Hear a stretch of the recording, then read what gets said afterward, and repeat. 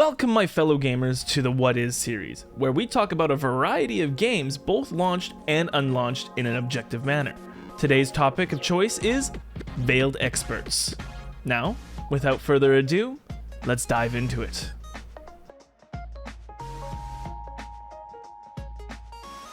So what is Veiled Experts? It is described as a free-to-play 5v5 tactical shooter where agents with unique Lepton skills meet action-packed gun mechanics. So what does that mean? What really is Veiled Experts? The game itself is a free-to-play online co-op multiplayer tactical action third-person shooter, another game published by Nexon itself. So as per usual, let's start with the character creation of the game. The game itself doesn't have physical character customization. Instead, you would pick an agent which you can adjust their costumes. The real customization comes down when you're doing the skill builds known as the Lepton skills, or weapon customization where you can adjust attachments on your weapon. Starting off with the Lepton skills, a skill system that allows your character to adjust their playstyle to an extent. Each character has a set of Lepton skills that kind of change the gameplay that they have. For example, one of the skills that I had equipped to my character was something that allowed me to not take fall damage.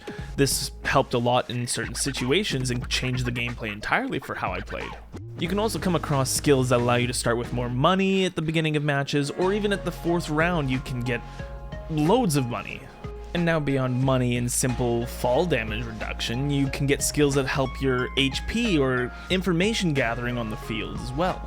Each Lepton skill has its own rarity as well, and you get a certain amount of slots which you can slot into your character properly, preventing people from, building an overpowered character with every single rare skill possible. After the Lepton skills comes the weapon customization. Even though the closed beta didn't have a lot of options, I presume there would be more, but you did get to choose between different types of scopes, muzzles, grips, and even ammo. With the gameplay in mind, the game itself plays like a mixture of a ton of different shooters that I've played in the past, bringing the best of each into one section. You might get feelings of Rogue Company or Metal Gear Solid or Tom Clancy's, Rainbow Six. There's a relatively large list of games that I can kind of put my, finger on, but it's not entirely there. It's still its own game. The gunplay overall is something that most people would call a third-person shooter, allowing you to aim with your hip fire just randomly wherever you want, or hold right-click to kind of zoom in that screen a little bit to give you a little bit more accuracy. And if you're feeling a little bit spicy, you can increase your accuracy by aiming down your optics rather than just zooming in. While playing around with the gun, you have full control 360 movement of your character, which is very, very smooth, as well as the ability to lean around corners and crouch. There is no prone, however. And each game mode offers the opportunity to have a 5v5 or a 3v3 match with either team deathmatch or bomb defusal. Starting with Team Deathmatch, it would be exactly as it would seem at first glance. However, the system is a little bit different.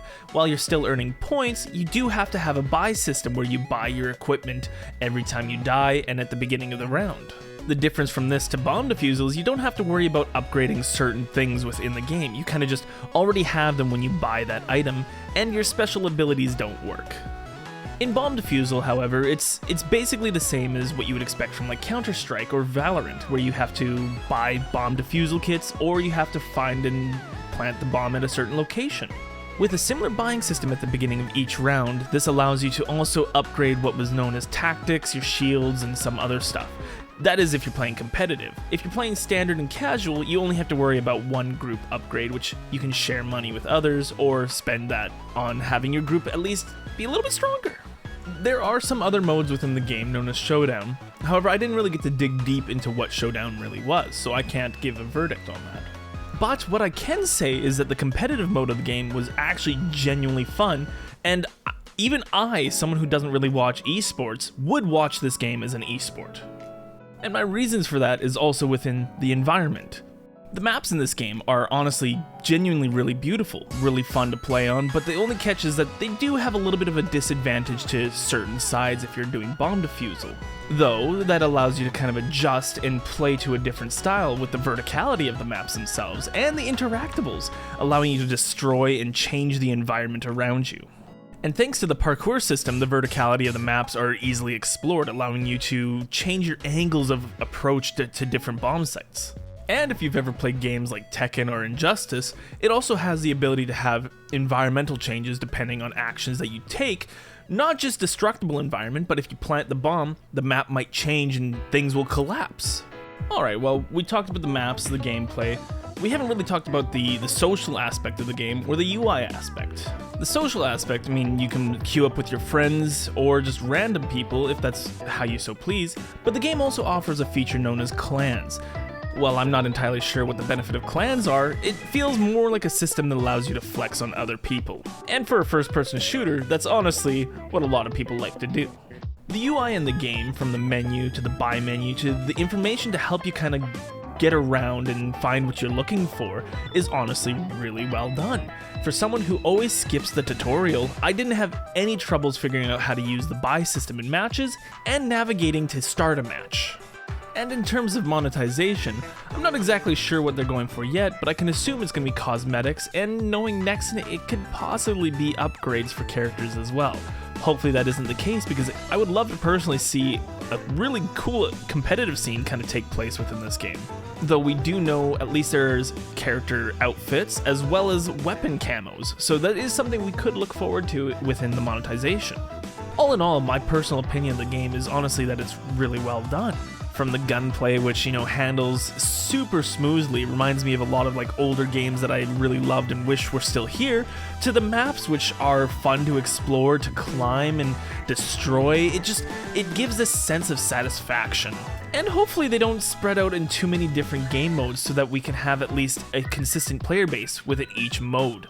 And with that being said, when it comes to games, and just like my videos, one person's enjoyment is another person's dislike. If you liked what you saw, feel free to drop a like or a comment. Perhaps even any games you wish to see within the channel, feel free to let me know. Otherwise, if you disliked it, feel free to hit that thumbs down. And this is What is Veiled Experts. My name is Gian, and have yourself a wonderful, most magnificent day. Hopefully. Cheers.